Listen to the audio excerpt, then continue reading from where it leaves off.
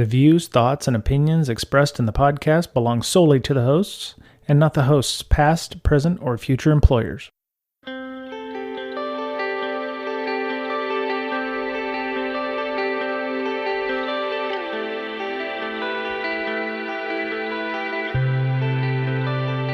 Hello, everybody. Oh, my goodness. Oh, Lady P, look at you being on time. Okay, I'm Brian.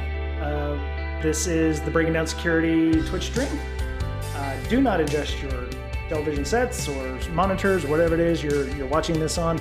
I do have another guest this week. It's raining guests. I don't know if it's springtime or whatever, but we had Joe Gray on talking about some OSINT stuff and ChatGPT on Sunday. Today we have Lynsey Wolf, who's going to be talking with us about insider threat investigations. A little bit of bookkeeping before we get started. I'd like to thank Y Candy for subscribing to us on Twitch, and also Heathen Twitch 14 for following, Gregor Bizwanger for following us as well.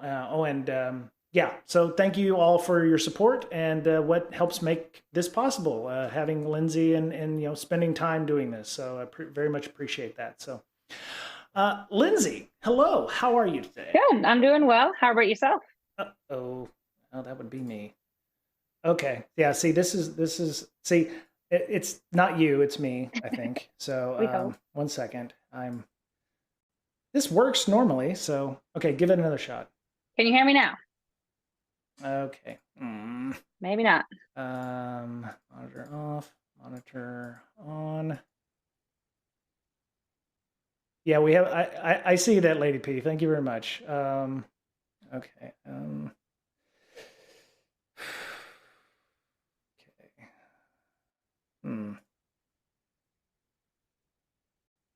Everything just works until it doesn't. So, okay, try to say something, Lynsey. Can you hear me now?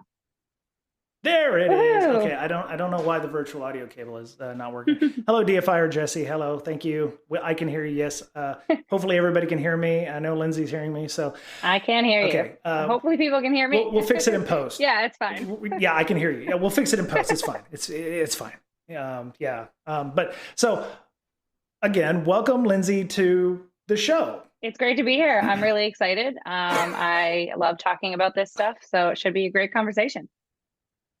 Very cool. Okay, so as we normally do, we've never had Lynsey on the show. So what we want for all of our new folks to come on our show to give us a little background, how your superhero origin story, if you will. Tell us a little bit about yourself, how you got to where you're doing, and what interests you about insider threat.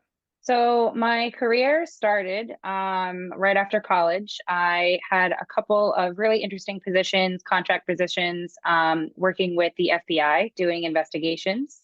I had graduated, or I just graduated, with a master's degree in cybersecurity, counterterrorism, and intelligence. Sounds like a mouthful, I know. And then I've always been interested in law enforcement, investigative work, data analytics, things like that. Most of my technology interest or computer interest comes from building computers and playing a lot of video games. But then I also really liked, the investigation side of things, which kind of brought me into law enforcement. And then doing those few contract positions, I got to assist in kind of spinning up cyber programs for various smaller kind of organizations. And then I was really interested in honing more of my technical skills. So I started working in a security operations center for CBS. That was many, many years ago now. But I got to learn a lot about incident response, targeted alerting, and really understanding kind of the technology behind some, very well-known malicious incidents that we all know, Trojan horse, worm coming in, or responding to all those random malwares that we are so used to seeing. But I really wasn't super interested in that kind of external threat piece, because I was more interested in the human, because again, my whole background was based in law enforcement and learning about humans and learning about their behaviors. So that's what kind of got me interested in insider threat. I didn't really even know that it was a career at first. And then that's where I started at DTEX, going on, I think 7 years ago now. And I became an insider threat analyst. And it was really cool to kind of meld my interest in, human investigations with technology.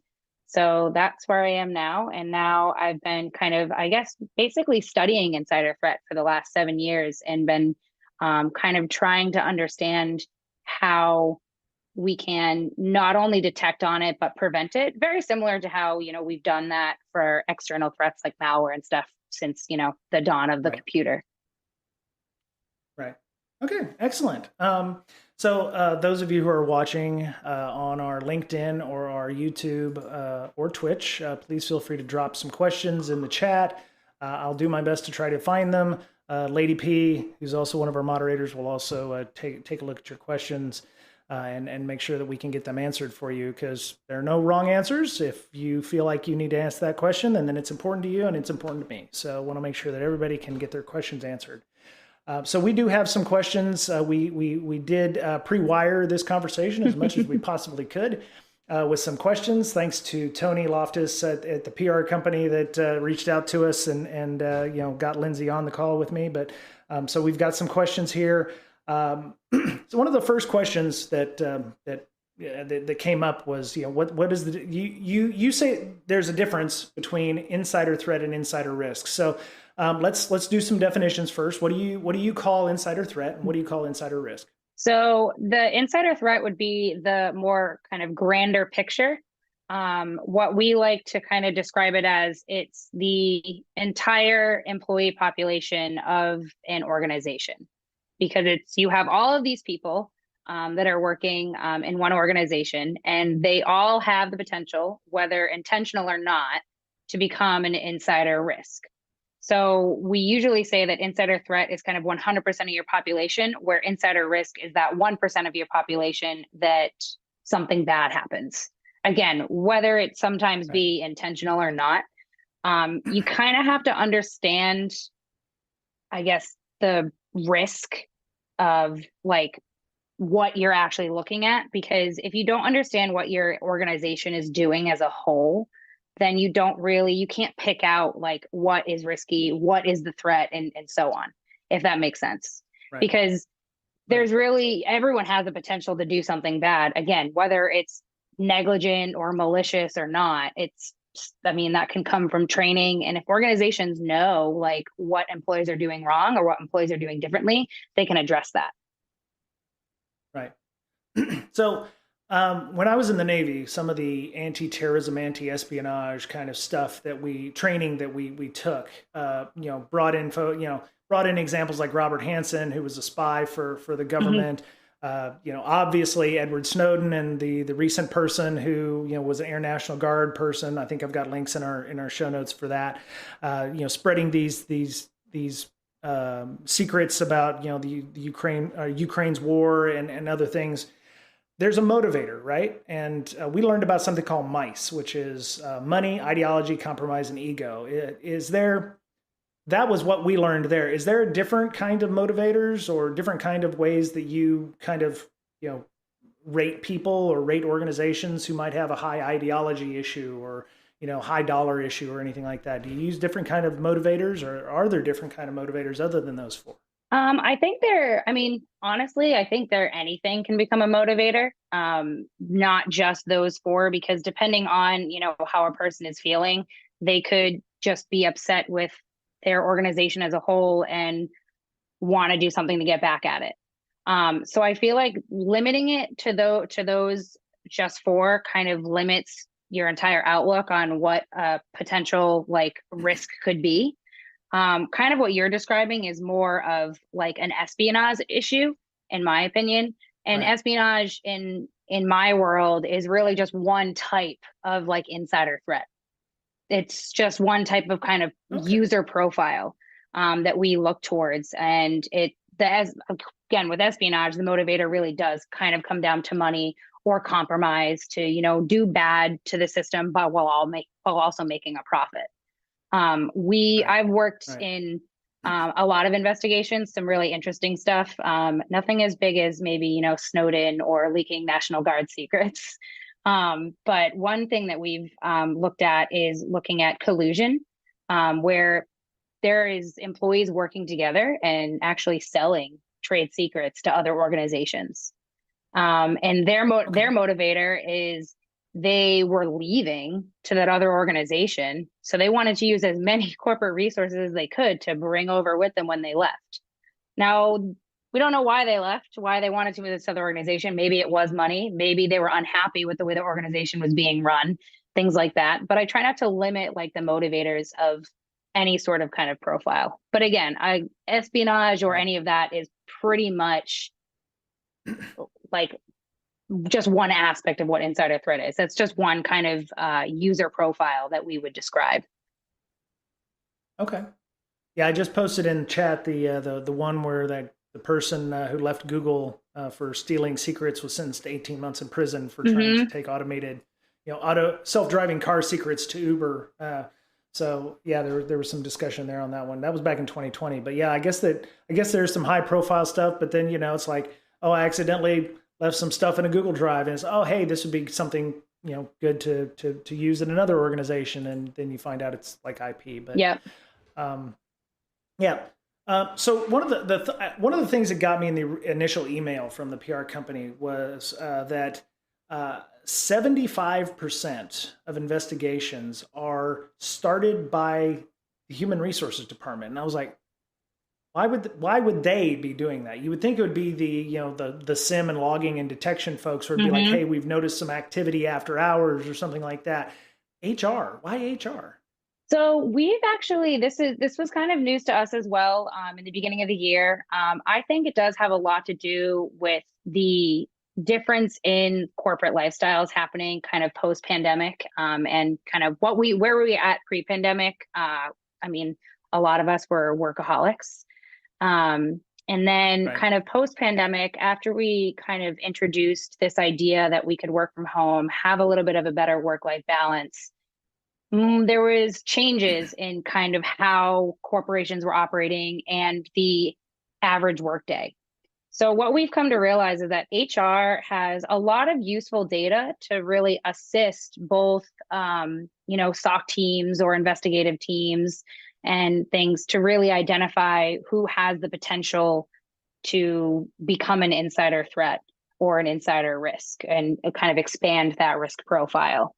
Now, I'm not trying to say that, we're targeting certain people and surveying them or surveilling them. Like this is not, some sort of targeted surveillance where we pick out this user because they did something bad and now we want to lock them down and things like that. It's more about understanding, again, your actual employee population.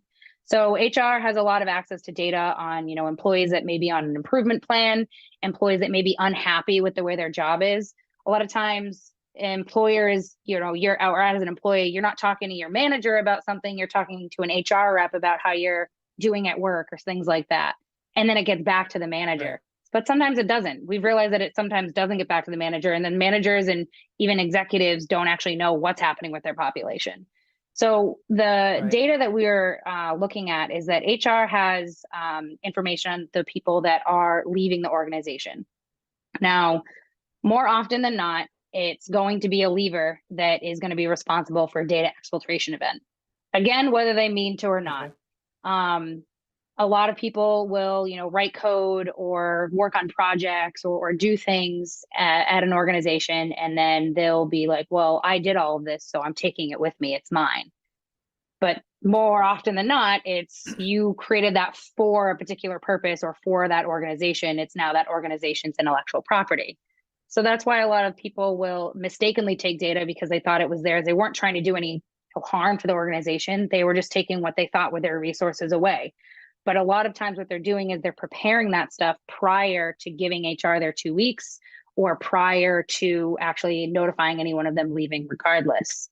So that's kind of some of the data profiles that we look towards, is looking at differences in behaviors before someone is getting ready to leave. And so HR has a lot of that data because they know who's leaving, they know who's already left, and they also know who is potentially a problem. Now, most of the data that I look at is anonymized, so I have no idea who it is that I'm looking at anyway. I could, and even if it wasn't anonymized, I don't work for the organizations. So I have no idea, who Bill, Andy, or Sue is that I'm looking at. They could be anyone in the organization.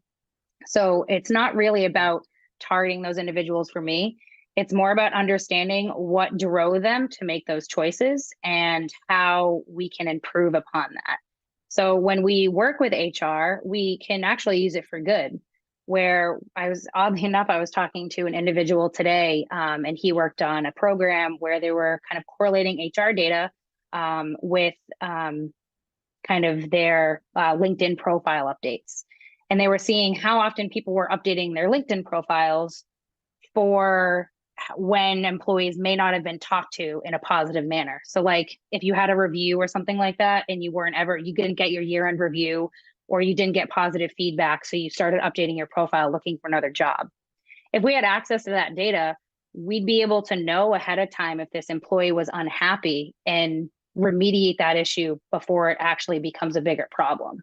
So that's why working with HR has been a huge kind of uptick in actual behavior analytics for us, especially with all the investigations that I'm involved in.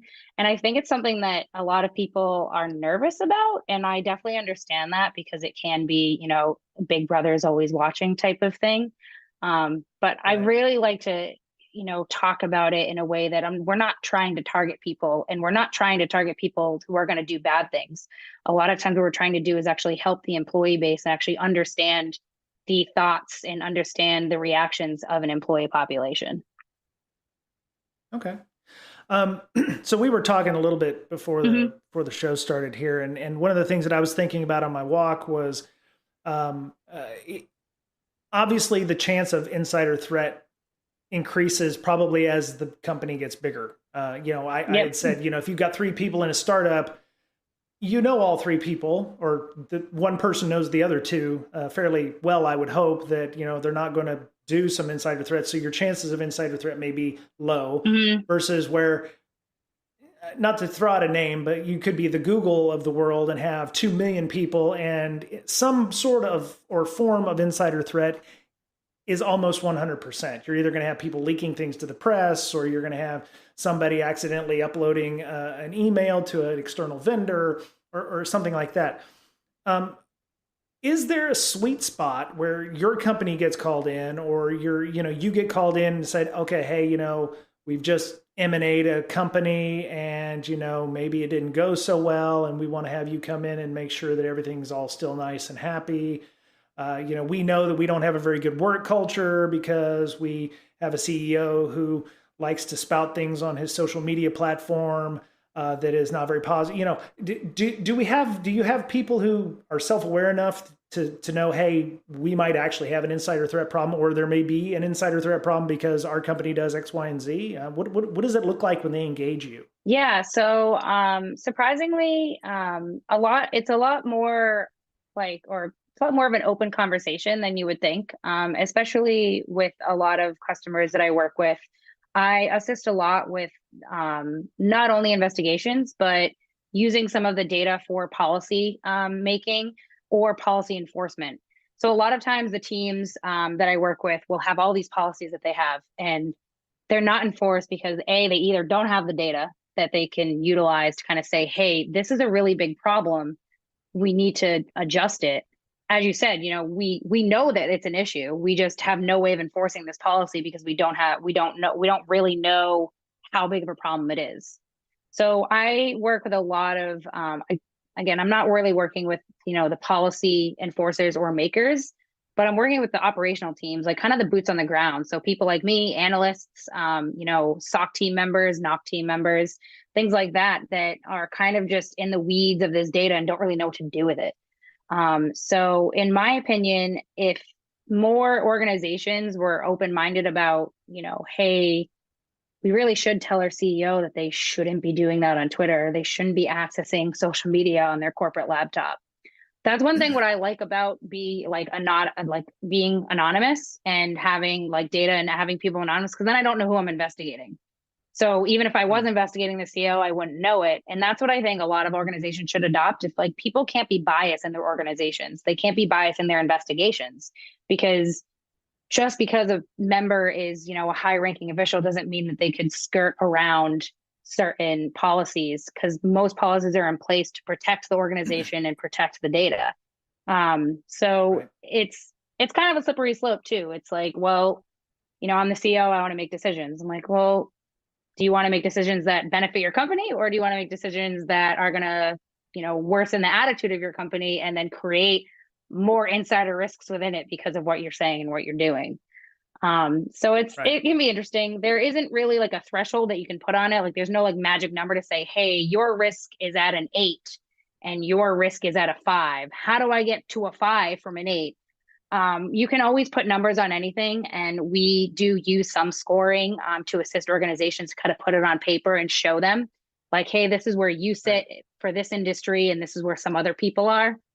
But ultimately, it's more about understanding your organization, understanding what's normal for your organization, and then identifying when that normal becomes weird, when those activities start to stray from the normal, because those are where your risks are going to populate. And that's where you need to be more cautious too. But you can't really put numbers on those things ultimately, because again, it's more about the behavior analytics, not just these kind of targeted investigations. Right, right. Yeah, that was one of the questions that I was trying to figure out. How did HR figure all of these things out? Are you using things like a CASB or UEBA in this case, which is I actually have a link here for user Entity entity behavior. behavioral analytics. Yeah, is that a system? I don't want to say that, is that a system y'all have, but I mean it's like. Are those the kind of metrics where they're gathering that information, or I mean, how would I guess I should back up. It's like, how would HR know that it's time to contact you? Or, like my company, I actually have a company that's big enough that we have an insider threat team. Mm-hmm. And so, obviously there's a little mistrust there, or what appears to be mistrust, but what information would make HR think, hey, we probably need to have an investigation done on, a number of people, or, we send out this press release, or, something happened on Twitter where it's like, oh, great, we're supporting, JK Rowling or something like that. And, we're in San Francisco, so it's probably not a good thing. What kind of information are they gleaning that information from? Because I'm thinking of privacy issues as well here. Yeah, I'm glad you brought up privacy. I'll definitely get to that in a second. But with HR, HR has access to, again, as I said earlier, to data on like leavers, on, employees that are on improvement plans, and like employee morale, pretty much.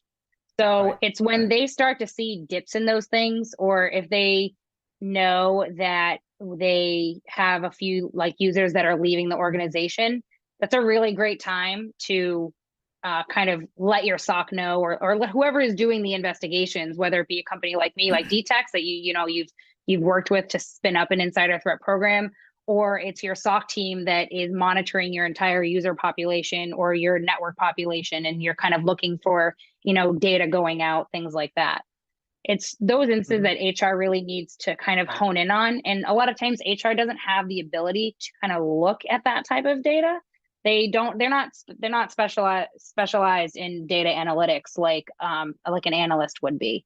So sometimes they don't really know what to do with the data they're looking at, but they do know that these employees are leaving. So they want to recognize those Right. things. We also have what we use at DTEX is called DMAP. So it's the data, machines, applications, and people. And we use that type of technology. So again, we're not just sitting here collecting metadata and spitting it out and saying, hey, here is your risk.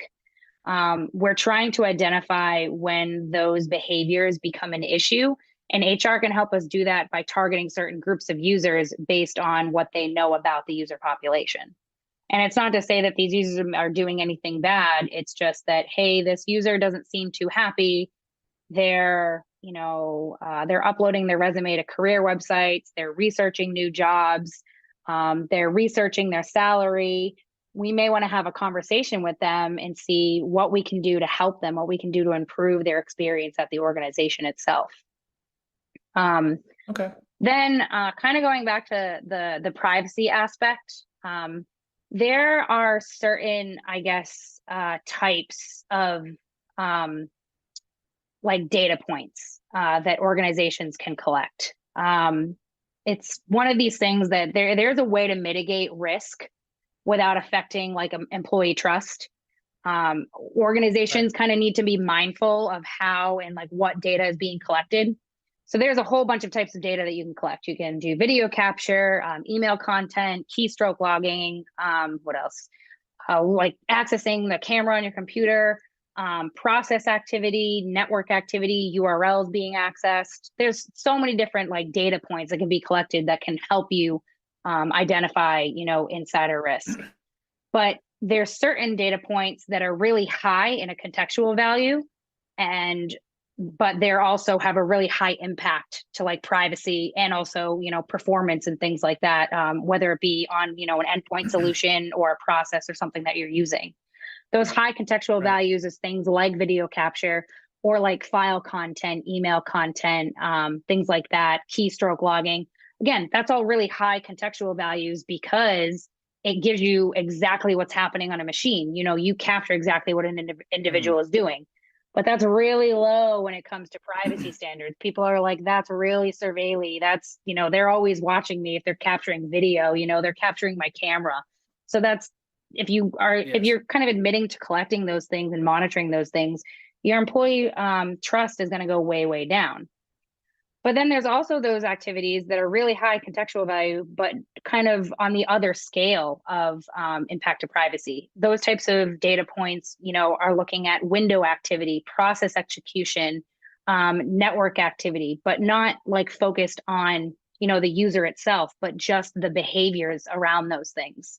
Does that make sense? How like you can get Right. like there's data points that are really high in like context, but really low in privacy. And you want to lean more towards the high in context, but low in privacy over here, if that makes sense. Yeah. Yeah. Yeah. I mean, back in the day before, you worked, with people around the globe and what have you, you would set certain policies. And it's like, why is Brian trying to remote into a server at midnight on a Mm-hmm. Saturday? He's like, what? There's no reason for Brian to be doing that unless there was an incident or something like that.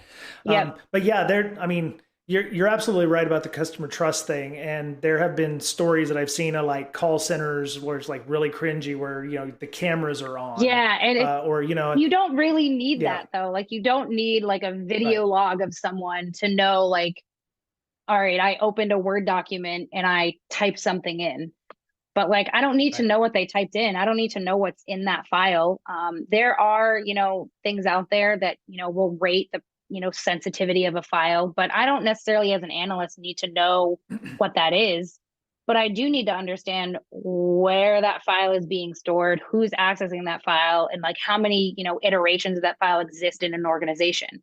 But that's all without actually knowing what the file is. So, right. and you can do a lot more with that, all those other points versus I've collected a video of you typing in something in this file that you shouldn't have. Like you're Right. typing in sensitive secrets on this file and sending it out to your Gmail. Well, I just want to know if you're sending it out to your Gmail. You have, you're typing in a file, like you probably shouldn't be sending anything out to your Gmail regardless. It's your corporate machine. You should be using your corporate Office or Outlook, whatever the solution is. So like that's kind of Yeah. the idea behind it. It's not really about the file itself. It's more about the behavior of the user, utilizing their personal webmail account versus their Outlook account or whatever corporate solution it Right. is. Yeah, yeah. It sounds like you've got some CASB stuff, you got some UEBA stuff, you got some DLP that you're pulling from. Do so when you're brought in to do Mm-hmm. investigations, how much of it is like you coming in to kind of, I wouldn't say like trying to find out if somebody's done something illegal. I imagine that you're not always coming in for that, but No, um, not always. no, I'm not always looking for the bad guys necessarily. Sometimes I'm helping customers identify, like I was talking about earlier, more like policy management, or even Right. to save the company money. You have Sure. these, 1,000 licenses for Adobe Pro, but you have 5 users that are utilizing Adobe Pro. Why are you paying for 1,000 licenses when Oh, you only need 5? So those are those yeah. are types That, those are types of things that I help organizations do as well. Doesn't necessarily indicate insider threat, but like how people are using Right. processes is definitely something that is in the realm of insider threat, how processes are being spawned and things like that. But then there's this whole other side of the thing where it can actually help an organization identify where it may be weak in certain other aspects, like financially. Right. Okay. Those Um, aren't as fun though so as the intense investigations. Obviously the as an analyst, we're always interested in kind of diving in the weeds, really kind of honing in on like what did this user do? What can I find out? right. And how can I assist this organization, is catching, this individual. But I'm not really, as much as I am concerned, I'm not necessarily concerned with catching the individual. I'm more concerned with kind of identifying the behaviors of that individual. So I'm gonna be like, all right, how do I look for this elsewhere? Like this user did all these really cool things. I mean, they did it for bad reasons, Right. but they did all these really cool things. How do I use that kind of information to identify this similar type of incident elsewhere? Right. Um, let me see. So I say, how can organizations be mindful of how and what data they're collecting to mitigate risk without affecting employee trust? Yeah, who watches the watchers to ensure data is being handled responsibly? Mm-hmm. Um, do you, I mean, obviously, like we've already mentioned some of the privacy stuff. There's things like GDPR. There's the CCPA. I actually found a website where they have like 25 different countries who, different privacy requirements that they have, or privacy standards like Australia, New Zealand. Yeah. Those they all have different requirements. Are you U.S. based only? I mean, I how does your job work with other countries, or are you just specifically in the United States? so I mean I'm located in the United States, but I actually work with organizations all over the world. And we do stay GDPR compliant, which is great. And really that comes from kind of this whole idea of transparency. And that kind Mhm. of comes from, employee communications and, identifying, what is collected and what is not being collected. In my opinion, a lot of organizations right now are collecting far too much data. And most of the data is pretty unusable because there's no context to it. Right. So there's with staying GDPR compliant, this is what I was kind of going towards when there's like these high contextual data points but low privacy concern. Those are the ones that you want to focus on. And we do focus on those ones to stay GDPR compliant because we're not, doing any file content. I don't really care what's, like I said earlier, I don't really care what's in a file. I don't care what you're typing into your email. I don't care that, what, you're, watching online. But I do care when, that what you're watching online, spawns a process somewhere, or you've clicked on a link and it's now brought you to a malicious website or something like that. I care about those Right. things, but I don't necessarily care what you're, doing on those sites. Again, it's all within reason because you should be staying like compliant with your company policies. You should be mindful of, your activities that you're doing. And again, in my opinion, I understand that it might be a less popular opinion, but I think all users should understand that if you're working on a corporate laptop, you should realize that you kind of lose your right to privacy on what you're doing on that laptop. You don't own it. Right. And then there's this whole kind of decision of like bring your own device, but you're accepting that you're saying there's no right to privacy by bringing your own device to work and utilizing it for work. There are certain Right. there are certain policies in place. Like you've accessed a corporate network, but it's your personal device accessing a corporate network. Whatever you're doing within that corporate network is no longer personal. It's now owned by the company. So Right. I feel like that's a notion that I would really like, more people to understand. And that doesn't mean that we're, or organizations like me or any type of, monitoring tool out there, or all of this idea of kind of surveillance and targeting investigations and things like that. It's not about it's not really like we're targeting you individually. It's you should realize that an organization is going to monitor your laptop. It's just Right. about how they're Yeah. monitoring it. And like I said, I think today in this day, a lot of organizations collect far too much data. And again, a lot of it is unusable because they're raw data logs that have no context. And there's no point in that. Right. So it's really about organizations kind of being somewhat upfront about what they're collecting and what they're monitoring and how they're utilizing it. And that's kind of to gain employee trust. But then for, me and, what I do on a regular basis, as I said before, most of the data that I'm looking at is anonymized. I don't have access to anyone's laptop specifically. I just have access to this metadata that's being collected. Like I'm not, logging into someone's machine, pulling down a bunch of data and then, taking it and analyzing it. I'm just looking at it from a very high level contextual view. And again, most of the data points that I'm looking at are just really simple, like window activity, file system activity, but like no content inspection or anything like that. So there's a lot that you can do with like a minimal data points. Right. Yeah.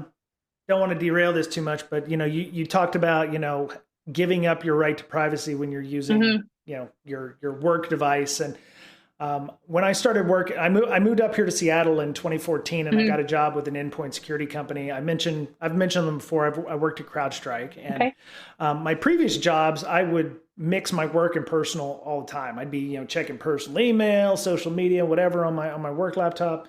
When I went to work at CrowdStrike, it was like, oh, they're a company in their startup phase, but Dmitry Alperovich had just talked about a bunch of stuff at RuxCon, and they'd been targeted potentially by things in the past, and they were on China's radar and Russia's radar and the threat actors and what have you. And I was like, I better clean up my act. So I started separating my personal, my work stuff. I don't have anything on my work device that is of a personal nature. I don't check email. I don't do anything on there. As a matter of fact, I'm at work right now, and this is my personal device. So I use the personal device to do everything that I need to do. Some people find that hard to do, and I'm not exactly sure why. I don't know either. I remember in my previous in my previous job, I was doing stuff on there, and I went to do some spring cleaning in my Google Drive like years later, and I was like, oh, here's some firewall rule sets that I used to have when I was doing network audits on at my previous job. I probably should delete those, and I don't even know why they're in there or something like that. You inadvertently will have that stuff, and whether or not you intend to share it maliciously or no, you start polluting that environment and going back and forth, and you're going to have problems. If I don't log into work stuff on my personal laptop, I don't have work stuff on my phone, even though I know that there's controls in place for that. The interesting part about I'm not a. I was going to say the interesting part about that is it kind of works both ways. So you access your personal like Gmail or your personal Google Drive like at work. Now work has access to all your personal stuff, not just you having access to corporate stuff on your personal machine. So it's like, do you really want work to know like what you're doing in your personal life? Like, do you want them to have access to these things? Because because I know a lot of organizations are collecting far too much data, do you want them to have access to those? A lot of people like map their Google Drive or something to like their local desktop or whatnot. It's like just for easy access. It's like, well, now that you do that, you've now given your corporate laptop all these permissions to access your personal data. Right. So it does really work both ways. And that's kind of how I come at this kind of subject, because a lot of people don't really understand. They're like, well, why does it matter if I access my personal Gmail at work? Well, I mean, it's just not something that should be allowed. It's something that you want to limit your personal presence at work because there's a separate time for that. And I think the way corporations work, I know we kind of touched on this subject earlier, but in this kind of post-pandemic world, the work-life balance has really changed. So it's interesting that even if you're sitting at home, as you said, you've got your work laptop over here and you've got your personal one over here. It's like, it's really easy. You get a big enough desk, you have your work laptop here, your personal laptop here, and then there's really no problem. And it's the post-pandemic have just made that easier because a lot of organizations have adopted this, remote work kind of ideology where you can do most of the work from home. And you have the ability to kind of adjust your hours at work and get your work done, but you can take 5 minutes to check your personal Gmail account. It's just on a different laptop sitting next to you. Yeah. There's also the other thing is, having a personal device that you can do that stuff on, Mm-hmm. there may be something that you need to investigate or something like that. It's like, oh, I'm on my Twitter and I'm looking at threat intelligence, or I'm on Mastodon and I'm looking at, some kind of breaking news that came by. And I'm like, there's a lot of times where I'll be like, I see something on Twitter or social network. It's like, oh, there's been a breach, or here's a vulnerability. Here's an O-Day that's come out. And I'm like, oh, okay, I can go get that. Now, okay, I will preface this by I don't have 100% connection, and it's probably the worst one, but I actually have my BreakSec Slack on my work Slack as one of the 5 Slacks that I have.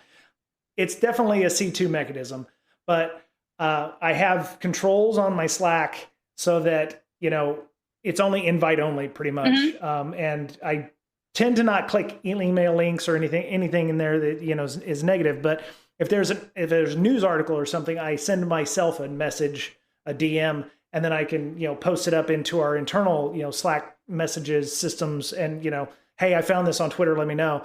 It's better than email in many cases. But it's probably the worst example. It is far better than what I used to have. It's not that it's a worse example. I mean, at the end of the day, we're all human. No one, I don't care how, robotic or workaholic that you may be, no one is going to sit there and do 8 hours of continuous work and, just be focused purely on that. So organizations have to understand that.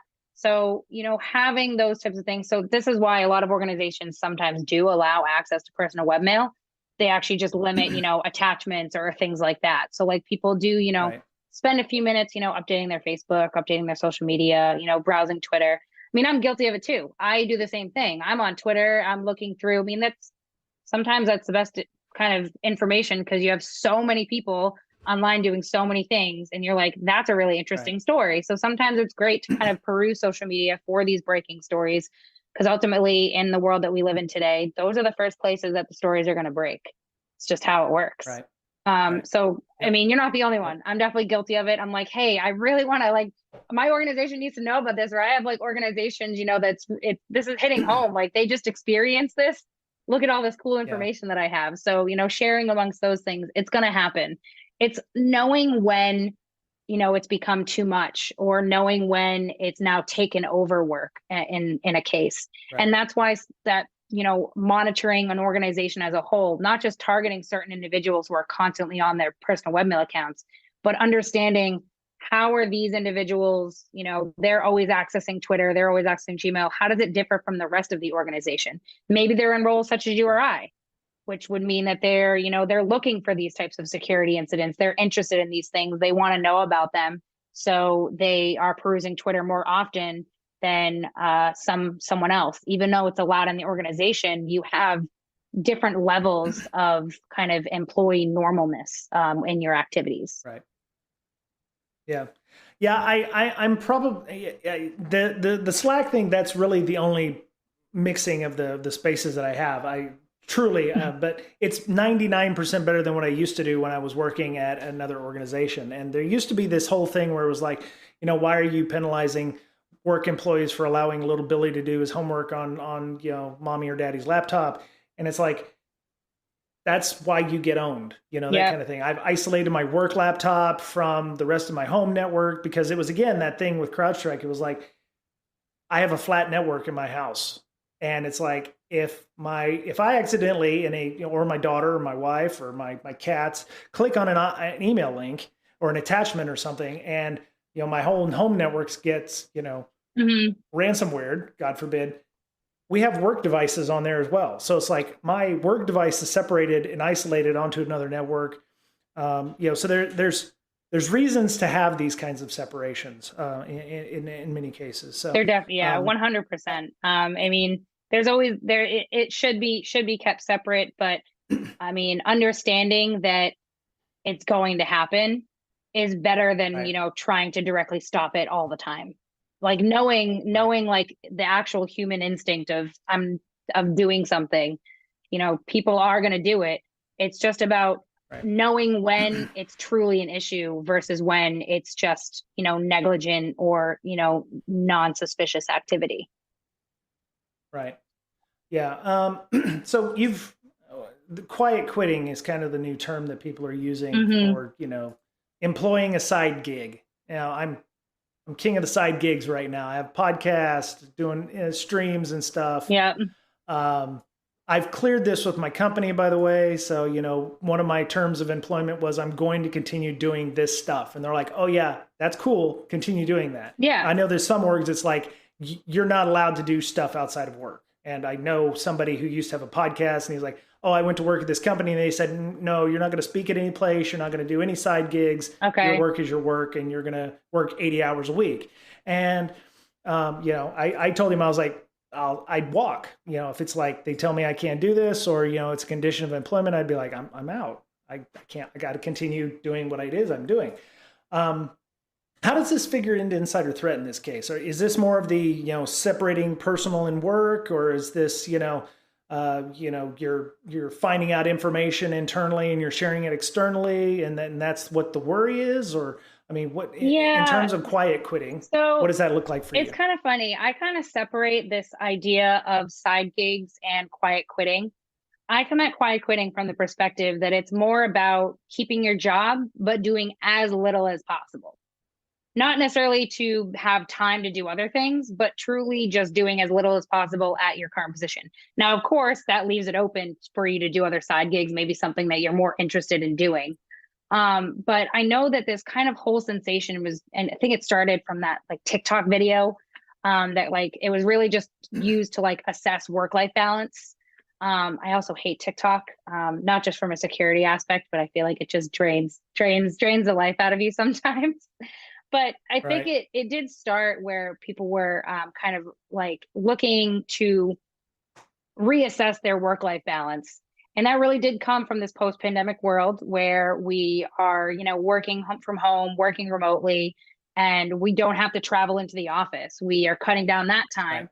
So I think that you can do, as long as you're getting your job done and you're doing what's expected of you, then I don't see why you can't do little side gigs if you that you've approved it with your organization. It's not like a conflict of interest or anything like that. But I don't like this kind of idea of quiet quitting because ultimately it's really testing, the trust between employees and employers. And it's kind of started to erode that trust because people are getting this idea that, well, if I don't do my job, I can still keep my job. Doesn't really make much sense Right. to me. It's Right. also this whole the whole idea of the Great Resignation in 2021, when like there was like a Right. lot of people like the stress between the employee employer relationship was just it just spiked incredibly, that there was just so many people struggling in their current jobs. And a lot of that did come from, trying to understand how to work during COVID. And then, realizing that, hey, I can do my work from home. Why do I have to go back to the office? That's why this whole Right. idea is happening. I think organizations need to do a better job at listening to their employee bases and listening to their workers. They have to understand Right. that like there's a lot of people out there that are struggling to kind of adapt to remote work. Well, there's a lot of people that love remote work. I think that they're with Yeah. the technology that we have today, I don't see why there are issues with kind of adopting this kind of remote lifestyle. Obviously, I know that there are positions where obviously you need to be in an office. Working for the government obviously can be one of them. Doctors, nurses, Right. those types of things. Like obviously there are times when being physically present at your office or at your work location is necessary. But I think that organizations really need to identify those areas and then also identify when maybe we don't need to work in the office. We can allow people to work from home. Oddly Right. enough, I do a lot of investigations like on side gigs.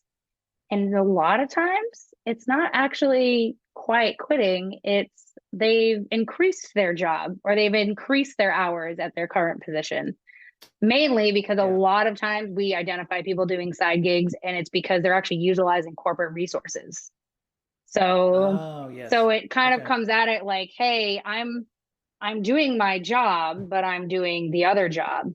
but it's not always identifiable to the organization. So you're still doing as little as possible for your job, but it looks like you're doing work for your job. So it's pretty interesting Right. so this is why I kind of keep those kind of terms separate, at least for me. Again, quiet quitting is more about, doing as little as possible, but, staying in the good graces of your organization, which we know Right. doesn't really work. But the side gig, All of a sudden, yeah, go ahead. yeah. All of a sudden, Bob's working 80 hours a week, and that's because 40 of them he's using company assets to, incubate his startup or something like Yeah, that in stealth. exactly. So it's like all right, so you're like, kind of Oh no. you're tapping into your corporate resources while trying to, do this other side job. So yeah, you are quiet Oh quitting. You kind no. of quit, you're doing your job, but it's because you're using all the Goodness. time to kind of start up this business.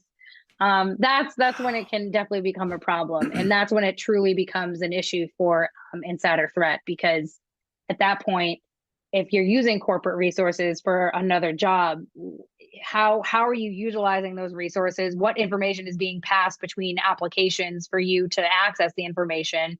All of that. So it's truly interesting. It's definitely a really interesting use case, and that's actually partially why we've started working more with HR, kind of bringing back, Right. bringing it all back around to this idea of like Right. HR led investigations. HR knows those individuals that are potentials for quiet quitting. They know those individuals that are not really doing their job or not happy with their job. So why not work with HR to help, prevent those things from happening and actually understand your employee population a little bit better? Yeah. So, we've talked about quiet quitting. We're talking about a lot of companies who, during the pandemic was like, yes, you can go work in middle of, the desert or whatever when the pandemic was going on. And now you're going to have to, move from your nice, where your family is in the Midwest back to SFO and, spend $800,000 for a 200 square foot apartment. Are you seeing an uptick in investigations because of the return to work stuff? Because hey, I thought I was going to be working 5 days a week in the middle of America. Now I have to move home. Are you seeing that kind of stuff?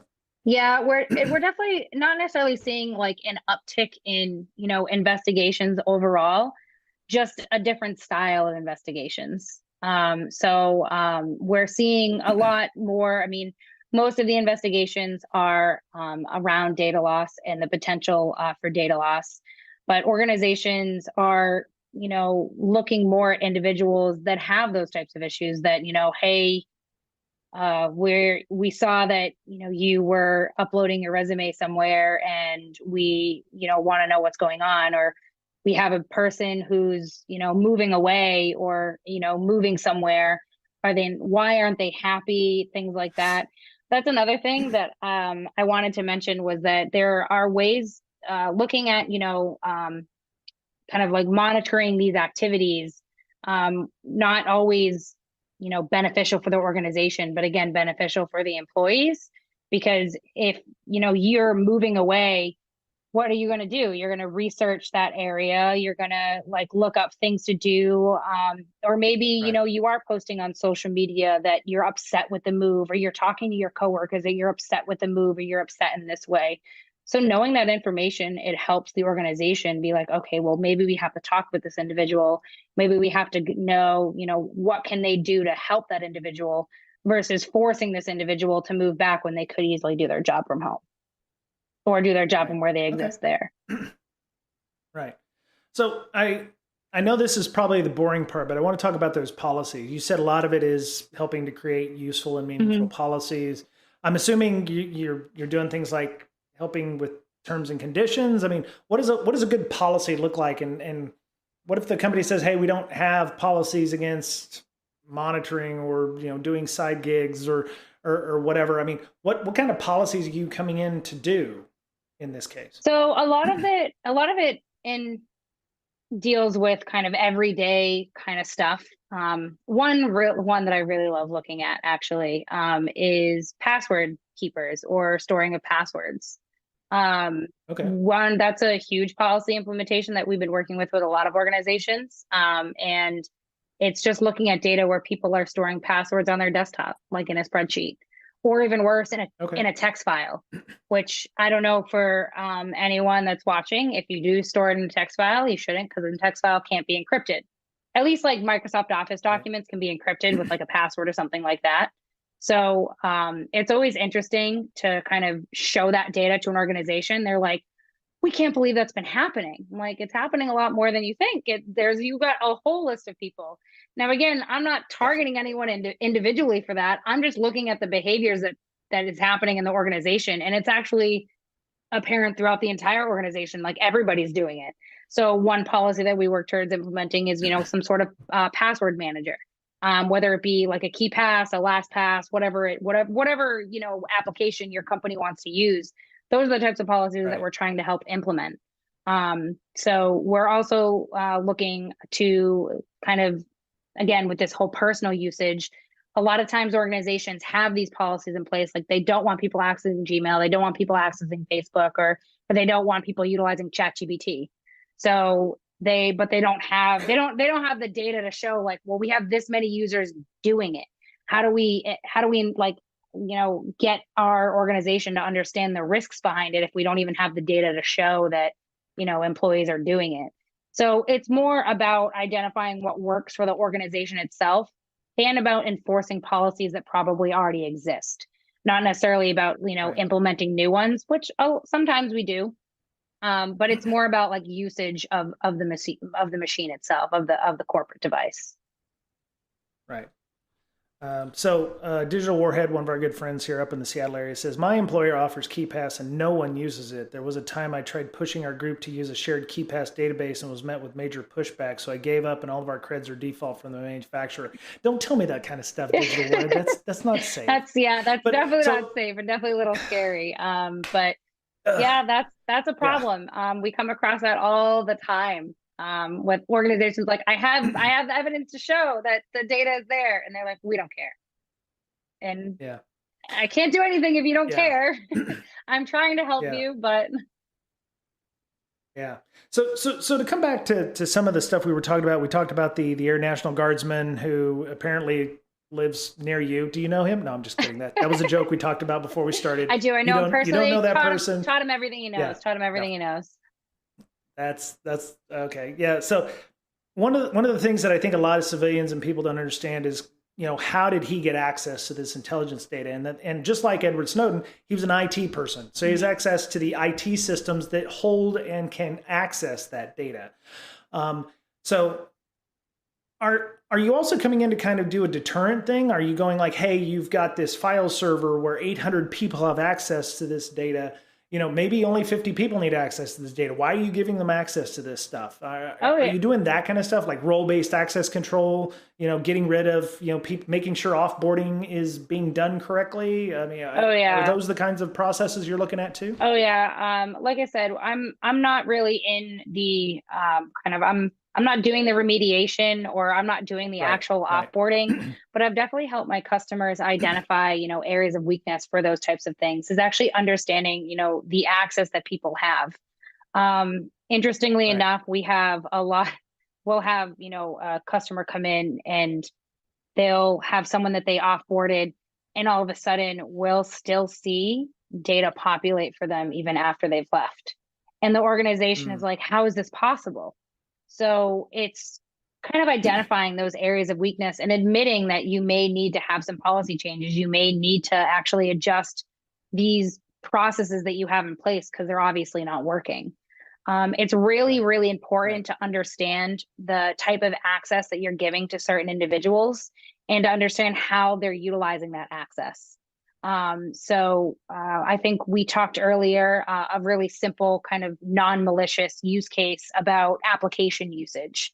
Now, this type of thought can be used for server access or things like that, but you have all of these licenses for Adobe Pro, or say you have, 1,000 licenses for Adobe Pro, but you only have, 50 users that are utilizing Adobe Pro. So why are you paying for all of these licenses when only 50 people are using them? The same can apply to access to a server. You have all of these users that have a login for this server, but only 50% of those users are accessing it on a regular basis. It's when the other 50% that is not accessing it, and then one of them leaves the organization, that they're going to say, hey, I have access to this server. I know I don't normally need it, but I'm going to go in there and grab a bunch of data. So it's really understanding Right. your access control. So kind of getting to that level of, understanding. So on my side of the fence, I'm doing my best to understand what data I'm collecting and how I'm collecting and how I'm using it.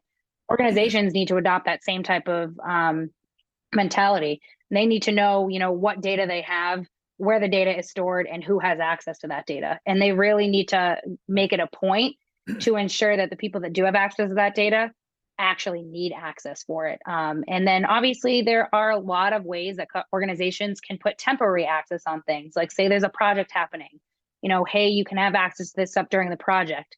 And then monitor closely after that project is over to make sure that the access has been revoked or that the user hasn't done something to, continue their access even after the project has ended. That's good advice. So let's say I work for, let's say my company is now out of startup. We've had our first round of funding. We're doing something like, creating the floating toilet seat of the future. And we have enough people in our organization that it's like, maybe we need to have a team or an insider threat team.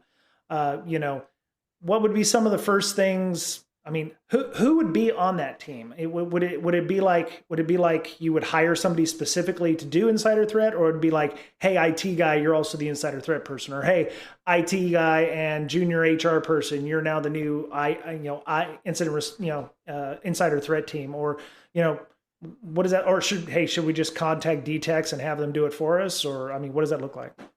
So interestingly enough, I've seen both kind of sides of the coin where we've worked with organizations, or I've worked personally with organizations that they'll take random people from their current employer or employee list, that HR person or that IT person, and throw them into this role and be like, you're the new insider threat team. But they have no insider threat experience. So you need to be sure that you have some sort of training lined up, whether that be internally, Right. where say you bring in maybe an expert from someplace like DTEX to have them trained, or you train them yourselves with insider threat, and maybe you have that sort of kind of background. My suggestion is it's because it's so different from IT work and incident response. It's really important to bring in someone that has insider threat experience and has been working with it. And again, it's because it's again, I started working in a SOC and I was doing, alerts all day. I was responding to alerts and doing all of these things. And it's just so Right. different than, the alerts and investigations that I work on now. And so it can be tough to just throw in some random individual to a new role, especially without giving any sort of context or training. So I've seen it work though, Yeah. especially working with organizations where we'll provide the training to them. We'll let them know, how to come at certain types of investigations, and understanding, the behaviors behind activities, not just like the indicators of compromise. So many people are more focused on the end result. They're focused on the actual exfiltration or the actual compromise. When in reality, for an insider threat perspective, you're more interested in what happened to lead up to those events. And it's a Right. very unique analytical perspective to have, but it's what works for insider threat. So again, in my opinion, you can obviously hire internally, but I always suggest that you make sure you have training lined up and you make sure that you have some sort of insider threat, subject matter expert to help you along the way. Okay. So you've done some SOC work, you've done some incident response stuff. How should an insider threat scenario be part of every incident response tabletop that you do? I guess that's kind of a rhetorical question. I guess the answer is yes, but Yeah. how do you go about doing that? I mean, what would be a legitimate scenario? It's like, oh yeah, Brian, we just fired Brian and he's the head of IT, or he was the lead developer, so he has access to everything. I mean, what are some legitimate exercises that, let's say we've got somebody out there asking, hey, how would I set up an insider threat, tabletop or playbook or something like that? What would be a good go-to, or, good format to do that in? Yeah, so to answer your original question, yes, it should always be part of some sort of training them that you provide, or some sort of tabletop exercise. Right. Um, coming at it from that sort of experience is you can be your own insider threat is start to look at yourself as an individual. A lot of people or a lot of organizations are really kind of hyper focused on specific types of events that specific types of individuals will go through. But for some sort of tabletop exercise, you want to kind of come at it from a different perspective. You want to look at it from the organizational point of view. You want to look at it from the user against the whole organization, and then look at it from, the groups that your organization has. So you want to separate it into different ways of insider threat first. And then what you want to be able to do is, obviously, you can set up testing environments, and maybe you have someone from your IT team, hey, go do something bad. See if you can set up a red team and blue team. It's kind of some of the best ways to really learn is kind of adopting that sort of, testing mentality. Because if you have these individuals that, know what they're doing, they'd be able to kind of set up these environments where, all right, I'm going to do a whole bunch of nefarious things. Obviously, I don't suggest using your, actual production data or production environment, but to each their own.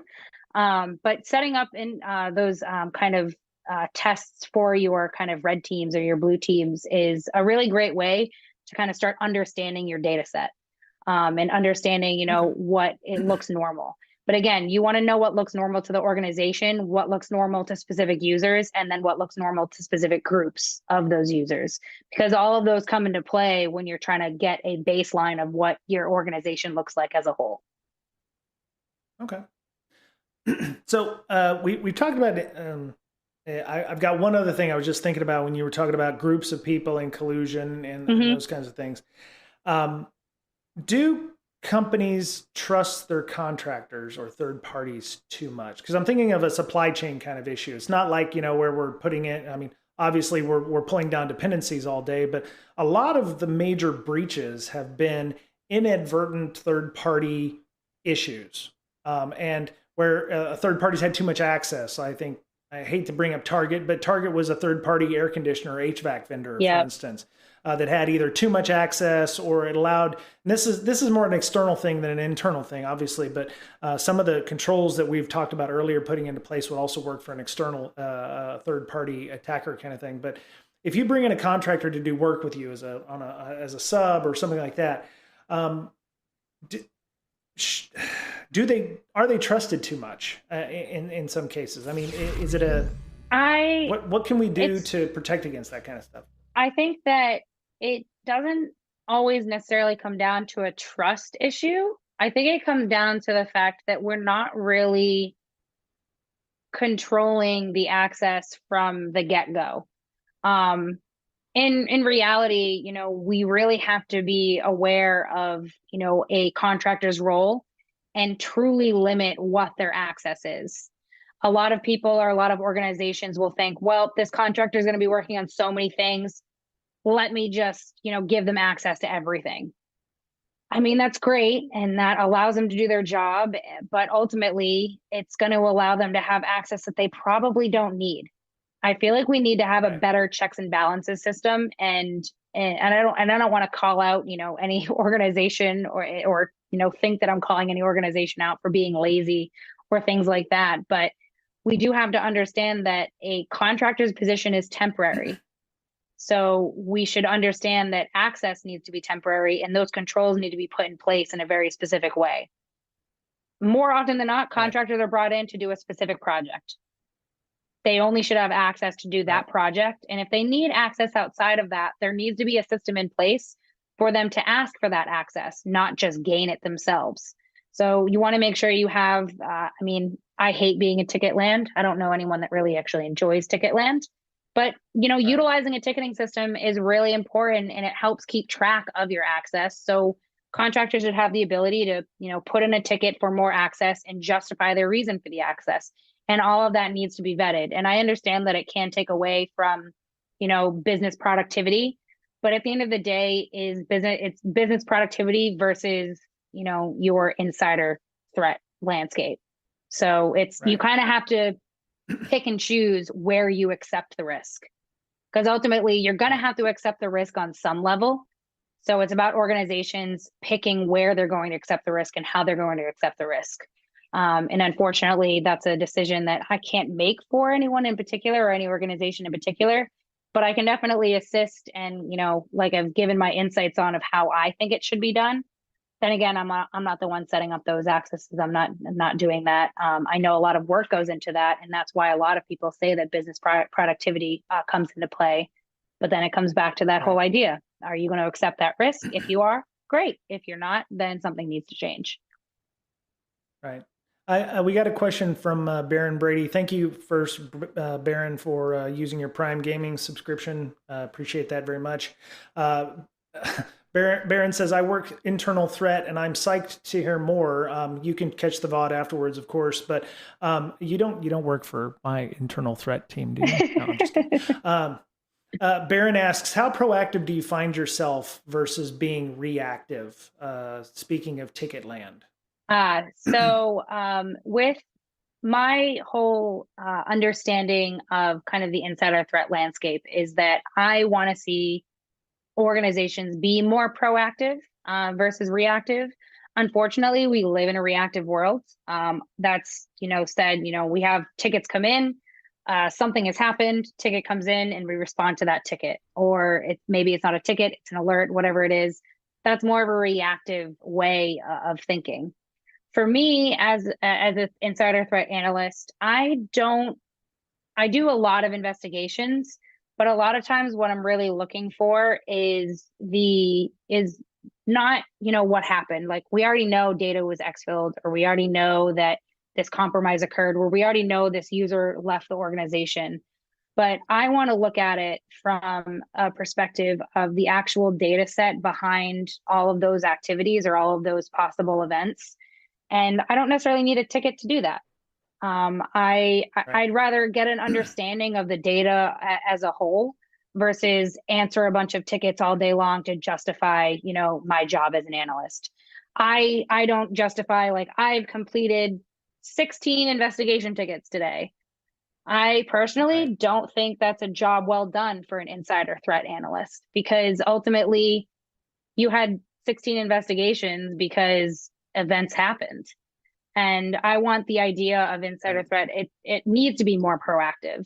We need to start understanding our organization's kind of data sets. We need to understand, what is normal behavior for organization, and identify when those behaviors become abnormal before they turn into incidents. So I don't think that, Ticketland's a great place to be. And I understand a lot of organizations like have SLAs and, you need to get through so many tickets or so many incidents a day. But we really, in my personal opinion, really do need to change that concept around insider threat, because it doesn't work. It works for external threats. And I know that because external threats happen. A lot of times it involves a 0 day. So we don't know that it's going to happen because it's a new vulnerability that we don't know about. With insider threat, it's different. We have data points that will lead up to an incident occurring. There are certain ways in which we can identify an exfiltration event before it happens based on a user's behavior prior. You don't have that luxury with an external threat, but we do with insider threat, which is why I think we need that whole mentality to change and kind of get out of this like SLA ticket land. Right. So, Baron, please feel free to continue asking questions, because I'm sorry you got here so late, but we had a bunch of other questions we asked too. But so you're talking about Ticketland. How many? I don't know how to say this. Let me see. There was a story about a guy in France who actually successfully sued his company because they fired him because he wasn't a good culture fit. And I was thinking about that poor guy, and I was like, well, he might have been flagged as an insider threat because he didn't get involved in group encounters. He wasn't, following the culture of the company, and that puts him on the back foot of, hey, what's wrong with him? Mm-hmm. Does that make him an insider threat? And my wonder is the Ticketland stuff that Baron is talking about and yourself is it sometimes a witch hunt? Is it sometimes, hey, this person's different, so hey, does that make them an insider threat? I'm just supremely introverted and I don't want to leave my house and drive 90 minutes to work to be involved in something. So it's like, are there witch hunts? Do you ever come in and go, hey, there's nothing wrong with this person. They just don't like being in the office, or, they don't like going to drinking games after hours, um, I'll stop here. So I wouldn't say that there are truly witch hunts.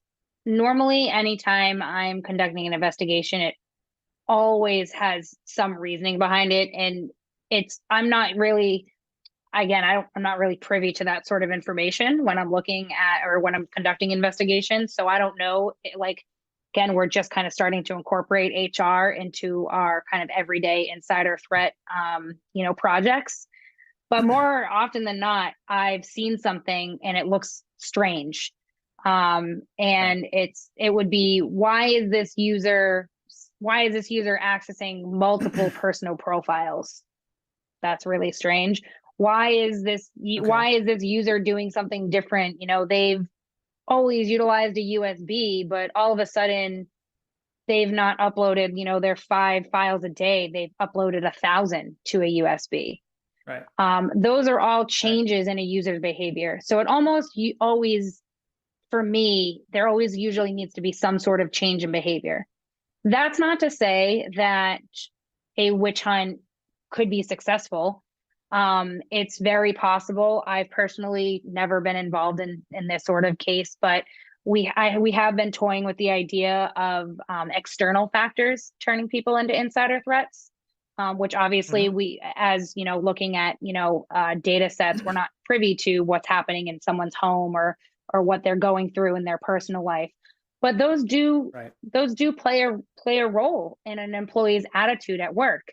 And your attitude at work is something that should be, again, monitored from an HR perspective to know, like, is workplace violence a thing? Now, I mean, we can look to see if you're, doing harmful research. Are you researching? Are you going to harm yourself or others? Are you looking at are you being radicalized, or if there are those types of things happening? Obviously, those are all factors that can be looked into, and it plays a role. But again, those still all equate to changes in a human's behavior versus an introvert that may just not want to be social. It might be you want to know why. Are they just introverted? Is that just their personality? Do they get their work done? Are they happy with their job? They just, don't want to interact in a social aspect. That's totally fine. I wouldn't say that indicates them as an insider threat. But if they've always been interactive and they've always, been a social being or somewhat social, they've come to the office before, then all of a sudden stop and they stop interacting and they, become more and more introverted. Again, that's definitely a red flag. So I wouldn't call those situations witch hunts because there is still a reasoning behind them, if that makes sense. Right. No, that I was taking it to that other, because I was thinking, how many times have you come in and had an investigation where you're like, well, we're worried about this person, and you're like, there's been nothing wrong with this person. There's been many times. There's many times. And sometimes I don't always know the reasoning for an investigation. I'm not privy to that information. They just say, hey, look into this user. And again, like I said, I don't know the user's role in the organization. I don't know who the user is. I'm just the data expert. So I know what the data that I'm looking at, I'm able to kind of say, but I'll come back and be like, there's nothing weird about this user. There's no indication of, behavioral changes. There's no activity changes. But sometimes an organization is just, no, we know they did something. From my perspective, they didn't. Yeah. So it depends.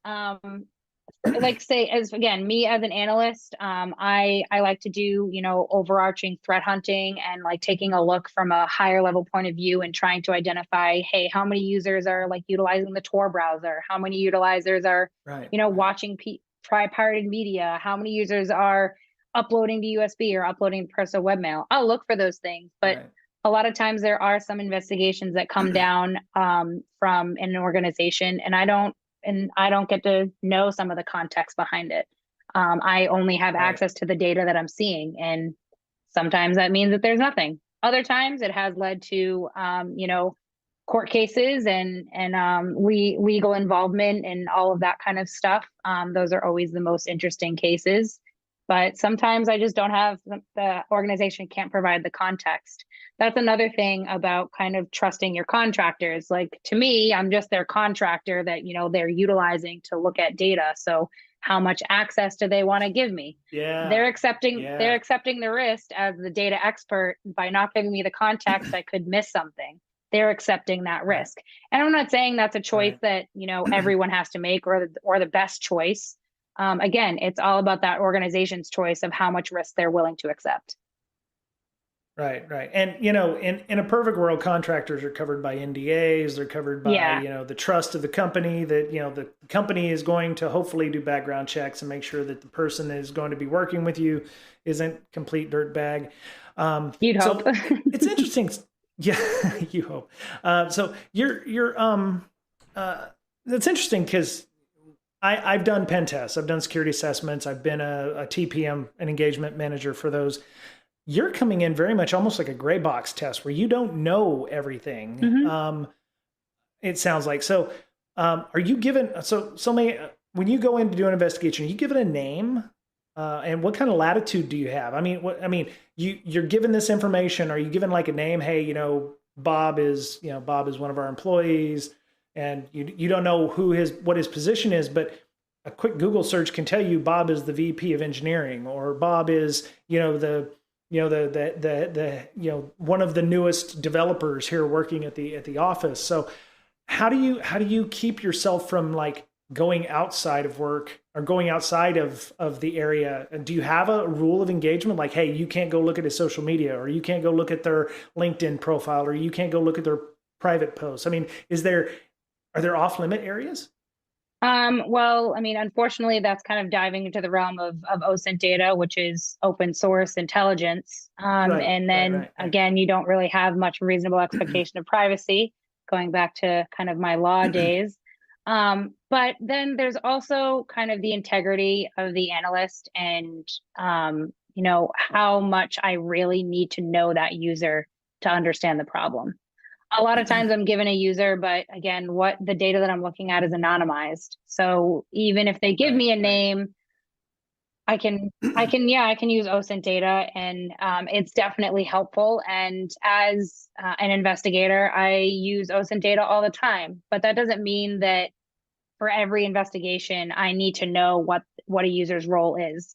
I can't say this for every analyst, but for me, I use what I can to help the organization get the answer they're looking for.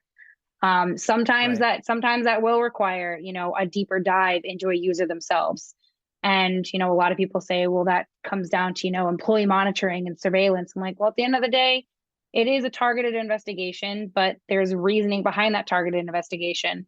I may not know what that is at the time. That's up to the organization themselves and to understand that. So they're accepting that risk. I'm not necessarily accepting that risk because I don't have that context, but I'm doing my best with the information that I'm provided to ensure that nothing has compromised the security of the organization itself. So again, I don't like to, say that I'm working for the organization, but ultimately as, a software company, that's what we are doing.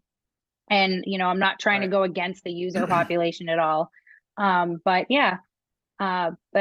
that's kind of, again, goes back to this whole privacy talk again. So, how much privacy do you really have if you're posting about yourself online, and that helps me in my investigation? Right. Yeah. When we had Joe Gray on, I mentioned I was going to be talking to you about this, and he's like, oh yeah, I could tell you about it. And I was like, nope, we're going to have Lynsey on. We're not going to have you on. We've already had you on. We've had Joe on several times. Joe is a very good OSINT person, and he was, I'm sure that, your investigations and his investigations would be completely different. I assume you also can't invest. You can't you're not interviewing that person either. Like you said, it's anonymized data. I'm not going to the person. Right. I usually have no contact with the individual themselves. I merely have contact to the operational team that I'm currently working with. So yeah, I Right. don't usually have any contact with the individual or the target of the investigation. But Right. I do find OSINT very fascinating. I have an individual that I work with on my team that is very well versed in it, and it's great to have kind of that mindset because it is a really great use of resources. But Right. like I said, it's not always necessary to, get the conclusion that you're looking for as well. Right on. Okay. Uh, does anybody else have any? What about the other side of things? Has Lynsey ever felt like a company is divulging too much information and trying to build a false narrative? I think I asked that question a little bit with the is this a witch hunt thing, Hmm. but um, I guess it could go in either way. Have you ever had instances where the company's like, here's the information, you're like, well, this doesn't tell me anything. Like you said, they're collecting too much information, but there's no context. So Yeah. what if I, are they giving you too much information? What happens if they don't give you anything? It's like, hey, here's some logs, and you're like, yeah, sometimes, no, they're fine. yeah, sometimes I've been involved in some investigations where I'll get, a user's role, like where they live, what it's like, well, why do I need to know this? I mean, I'm looking to see how Right. often they access their, you know, Outlook. Like I don't care what they're doing. So yeah, there are Right. definitely those times where you sometimes give off too much information. And I think it's not really any fault of anyone's. It's not with malicious intent that this information is being given. It's just a lot of times when it comes to investigations or when providing, context, people think that the more you give, the better context we have. But Right. it's not more, it's like it'll go back to that, famous saying, it's about, quality, not quantity. Sometimes the Right. more information you give actually separates it too much and gives way too much context. And now I have way too much to work with. It's better to actually have more of a narrow focus and then potentially ask for more information afterwards. Maybe I, come across some odd activities and, say they're opening up a weird VPN process or something like that. I may go to the organization and be like, hey, does this individual live in an area or does this individual need special access, which is why they're, utilizing this VPN and not what the rest of the organization is utilizing? Like I might ask those types of questions and might get more context, things like that. But yeah, ultimately, it does go back to that kind of saying, it's more about the quality of things than the quantity. So it's not always best to provide all of the details. Sometimes it's good to have a much more Right. narrow focus. Right. Baron had one more question. I think we'll wrap it up here. It Mhm. says, do you do any kind of moonlighting? Do you have a side gig? I don't necessarily have a side gig, but I do teach snowboarding. That's my side gig. Okay. Nice. Okay. Wait, is there a lot of snowboarding in the Upper Eastern Seaboard? Yeah, there is. I snowboard a lot in Vermont. So it's one of my Oh, okay. it's one Okay. of my other passions. So I wouldn't really call it moonlighting. But yeah, it's been approved with my organization. They know that I do it. But it would be much more interesting if I was, an analyst for, this cool like FBI organization, But unfortunately, Right. Right. no true moonlighting for me other than my passion for snowboarding. Now, if you did an insider threat investigation at a snowboarding company that you knew, That might maybe be, there's a little bit. yeah, Yeah. that might be a Yeah. little bit of a cross. If the Yeah. snowboarding company Yeah. asked to be like, hey, can you look into your coworkers? Yeah, sure, I have experience Yeah. in that. That would be a Right. little weird. Yeah. That's good. Okay. So I do want to talk. I do want to let you, get some stuff in about DTEX. What does DTEX do, and what services does DTEX offer there? So DTEX, we're specialized in insider threat. We're probably one of the leading companies that are, diving into the actual ideas behind insider threat. And we're working with a lot of other organizations doing research on it. It is a huge passion of mine. I've really come to love it. Mostly my role at DTEX involves more of a customer facing role and assisting customers help implement their own insider threat programs, which is something that we do. We also provide training, as I talked about earlier, to kind of understand the difference between insider threat and external threats. We do offer various levels of like professional services. So if you don't have, the staff at your organization, if you're a customer of ours, we do offer our own expertise to be able to assist with you in getting, investigations started, anything like that. We are, again, mostly our thought is we're an endpoint software. We sit on the endpoint. We're not collecting, video content and key logging and all of those kind of what I was talking about earlier, that high context, but, high privacy concern data points. We're really focused more on the, behavioral aspects and correlating kind of the lower privacy concern data points like window activity and file activity, things like that. But it's a really great organization. It's something that I've had a lot of experience with now. Like I said, I've been working in insider threat for about 7 years, and DTEX has really kind of paved the way to identify insider threat as a really growing problem and something that's kind of surpassing this idea of external threats and malware, in my opinion, anyway. If anyone does, obviously feel free. You can definitely reach out to me with any questions. I would love to get, in contact with anybody. But yeah, it'd be great to, have this chat further. Very cool. Is it dtech.com? DTEX.com? Yep. So DTEX. Yeah, it should be DTEX. Yep. DTEX Systems. DTEX Systems. Yep. Okay. And and are y'all hiring? What's your skill set like for somebody doing investigations? I know you've got some pretty advanced degree kind of stuff going on there. But. We are hiring. We're always looking, or I'm always looking for analysts. Really anyone with kind of any sort of analytical experience, whether that be kind of in a SOC or a NOC, or if you have insider threat experience, is great. Okay. We're also always looking for those that have more technical experience as well, development and things like that. We do a lot of research. So even researchers are always helpful. So we're always researching for our own intelligence to kind of enhance our, use case profiles that we're helping our customers identify. So anyone with that sort of experience, you don't necessarily have to have insider threat experience. But, data analytics, things like that are always helpful. All right. Very cool. All right. Lynsey, thank you so much for coming on. Yeah. Appreciate your time, and I appreciate Tony from the PR firm for, hooking us up here. It just hit at the right time. And like I told Lynsey before we started this, I have probably engaged 3 of these kinds of things where some PR person just blindly emails me and says, hey, you should have this person on your show. It was like the HR stuff initiating it. I was like, why would they do that? And it's like, oh, okay, now I need to have Lynsey on so we can talk about that. So cool. All right. Well, thank you so much, Lynsey, for coming. And that's it for Breaking Down Security this week. Take a look at our Discord, discord.gg/breaksec. You can check us out on Twitter at BrianBreak. That's me. At BreakSec on Twitter, BRAKESEC. Miss Berlin, you can find her at InfoSystir, INFOSYSTIR.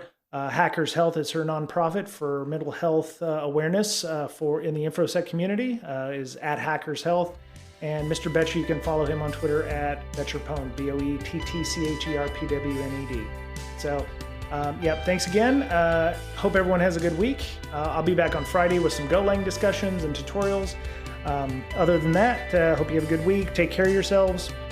Be kind to one another. And as we're always fond of saying here, take care of yourselves because you're the only you have. And we'll talk to you again soon.